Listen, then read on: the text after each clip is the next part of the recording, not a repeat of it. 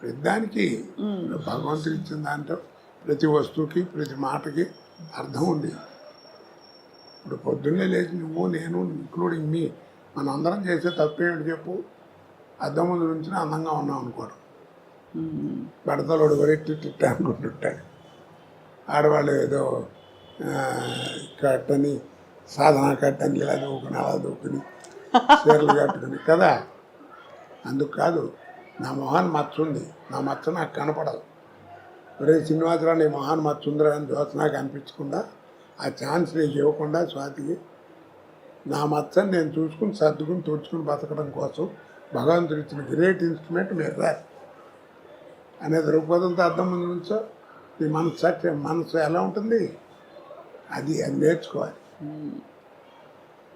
మీరు చాలా నిర్దిష్టమైన అభిప్రాయాలు కలిగి ఉండి సార్, ఎక్కడ అంటే కేవలం లౌక్యంతో మాత్రం కాకుండా మీరు నమ్మినది ఇదే కరెక్ట్ అని అంటూ కూడా ఇన్ని సంవత్సరాలు సినిమా ఇండస్ట్రీలో ఒక పరిశ్రమలో అంటే అక్కడ మానవ సంబంధాలే ప్రధానమైన పరిశ్రమలో ఇప్పుడు నమ్మకం ఉందండి. మన జీవితం మన ఎదురుని కనపడుతుంది. అది నేనేం బయటి విషయాలు చెప్పట్లేదే.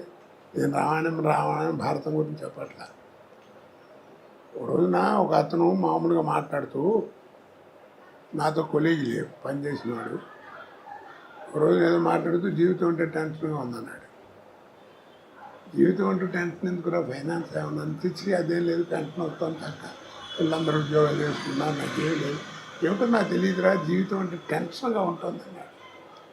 జీవితం అంటే ఇంకా టెన్షన్ ఎందుకురా, ఆ పదంలోనే అర్థం ఉంది కదా అన్నాను. అదేమిటి అన్నాడు, రాయి తెలుస్తుంది అన్న. రాశాడు జీవితం అని, చివరికి ఏముందన్న, సున్నా ఉందన్నాడు. అదేరా జీవితం, పిచ్చి ఉంటాను. ప్రతి పదంలోనే అర్థం దాంట్లోనే ఉంటుంది కదా. సున్నా ఉంటుంది చివరికి, అంతే. పెద్దలు పోతే పుణ్యాత్తులు పోతే పూర్ణం అంటారు, నాలంటారు, బౌడు పోతే శూన్యం అంటారు, అంతే తేడా. కాబట్టి దేవుడు ఉన్నాడు లేడు అంటారు. నారా తాతారావు గారిని పేరు విన్నావా ఎప్పుడన్నా? నారా తాతారావు విన్నాను సార్. పద్మభూషణ్ ఇచ్చారు. ఆయన పెద్ద గ్రేట్ ఇంజనీర్. అవును అవును.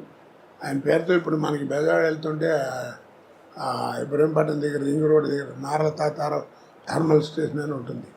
అంత పెద్ద గౌరవం ఉన్నవాడు, విద్వత్ ఉన్నాడు. రామారావు టైంలో ఎలక్ట్రిసిటీ బోర్డు చైర్మన్ కూడా చేశాడు. ఆయన ఎందుకు ఇచ్చారు మరి నీకు ఇంత బిరుదాన్ని అడిగామనుకో ఏమంటారు, నేను కరెంట్ క్రియేట్ చేశానంటాడు. కరెంట్ క్రియేట్ చేశాను, కరెంట్ లేకపోతే ప్రపంచం లేదు ఇవాళ, తెలుసు కదా నీకు. అవును. మరి ఆయన దగ్గరికి వెళ్ళి కరెంట్ క్రియేట్ చేశారని కదా నీకు ఇంత ఇచ్చారు, మరి నీ పిల్లలు లేరంట కదా అన్నావు అనుకో, ఎవరు చెప్పారు రేడు మా పెద్దబాయ్ అంటాడు. మరి ఇది వాడి క్రియేషనేగా. అవును. మరి నీ కొడుకుని చూపించావు కదా, ఇది నీ క్రియేషను. మరి కరెంట్ కానీ నీ క్రియేషనే కదా, నీకు ఇంత గౌరవం అందుకే జరిగింది. ఆ కరెంట్ చూపించమని అడగని చూపిస్తాడేమో, చూపించగలడా? కాబట్టి దీంట్లో అర్థం ఏంటి, the power which is created by you, the power which is created by you, which you cannot see, which you cannot touch, that power is a god. అది నువ్వు అల్లా అనుకో, జీసస్ అనుకో, ఏమనుకుంటావు అనుకో, power is a god, G O D god. Such a beautiful revolution sir. మీరు చెప్తుంటే నిజమే అనిపిస్తుంది కదా సార్. చెప్పగలడా? చూపించలేడు. అక్కడ దాకా ఎందుకు పోయిన అంత ఎక్స్ప్లెనేషన్ అక్కడ simple. Without X there is no mathematics. అవునా? ఎక్స్ లేదే మ్యాథమెటిక్స్ లేదు. అవును. వాట్ ఈజ్ ఎక్స్ చెప్పండి? What is X? మనం ఏరిస్తే అదే. ఎక్స్ బదులు వై పెట్టు. What is Y? నువ్వే క్రియేట్ చేసావు దాని గురించి చెప్పలేవు. The power which is created by you, which you cannot see and touch, that power is a god. వాడే భగవంతుడు. అందుకే రూపాలను ఊహించుకు పెట్టుకోవడం తప్ప మనం ఎవరు చూడలేదు. ఈ డిస్కట్లు ఊరికే 8 నిమిషాలు ఉంటాయి, 7 గడ్డాలు ఉంటాయా, ఇవన్నీ పిచ్చి మాటలు. ఎవరి తత్వం వాడిది, నా నమ్మకం అది. నేను దేవుడి ధ్యానం చేసుకునేటప్పుడు నేను జయమాలితో జ్యోతిలక్ష్మితో బోలు సినిమాలు చేశాను. నాకు వాళ్ళ జ్ఞాపకం రాకుండా మనసులోకి అందుకని ఏదో ఒక విగ్రహం పెట్టుకుని దేవుడు అనుకుని కాన్సన్ట్రేషన్ కోసం పెట్టుకుంటున్నాను. అంతేగాని నాకు నేను చూశాను వాళ్ళతో తిరిగాను కాదు దేవుడితో. ఎట్లా మర్చిపోతాం? నేను ఇండస్ట్రీకి వెళ్ళినప్పుడు కొత్తలో ఆయన శత్రు డైరెక్టర్ సత్యమూర్తి గారు ఆయన డైరెక్టర్. ఒక సారాగొట్టు ఆపరేటర్ వేషం నాది. అది ఓపెనింగ్కి డ్యాన్స్ గీన్స్ పాట పెట్టాడు. నాకు తెలీదు ఇవాళ పాట ఉందా, నువ్వు కాసేపు నైట్ పని చేయాలని చెప్పాడు. సర్లే అనుకుని వెళ్ళాం.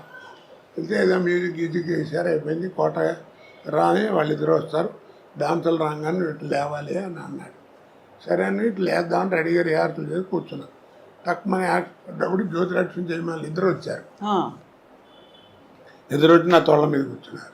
నాకు ఎట్లా ఉంటుంది, సినిమాలు ఎట్లా చూసాను, అంతే కదా. 10 టేకులు తీసుకున్నా. ఏమయ్యా ఏందంటాడు. అప్పుడు జ్యోతిలక్ష్మి గారు అంది, మీరున్నాండి నేను చెబుతాను, ఏమండి నీకు ఆశ్చర్యం వేస్తున్నావునా?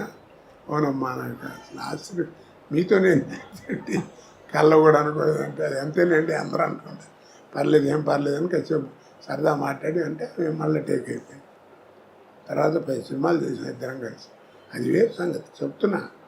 అలాంటి భావాలు ఏం రాకుండా ఏదో పెట్టుకుని ఓ దేవుడు అని చూసుకుని ఒక విగ్రహం పెట్టుకుని ఊహతో పెట్టుకునేది, అంతేగాని దానికి ఇదేం కాదు. అందుకే అంటారు పెద్దలు ఏమని చెప్పాడు, మనసు ఫ్రెష్గా ఉండాలి, అంతేగాని స్నానం చేసేవా లేదా, అది చేసేవా లేదా, ఇవన్నీ కాదు, మనసు ఫ్రెష్. శంకరాచార్యులు వారు చెప్పాడు,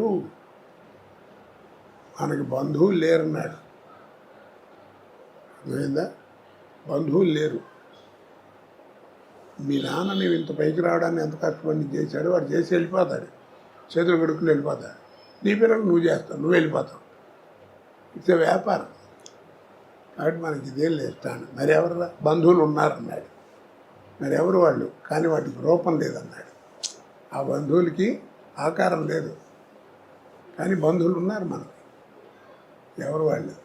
సత్యం మాత. సత్యం అనేది నీ తల్లి, పితా జ్ఞానం, నీ జ్ఞానం అనేది తండ్రి.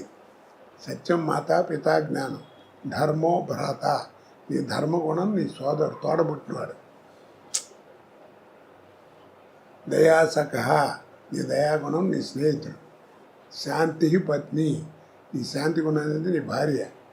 క్షమాపుత్ర, క్షమాగుణం అనేది నీ పుత్రుడు. షడైతే మా బాంధవ, యారేరా నీ బంధువులు అన్నాడు.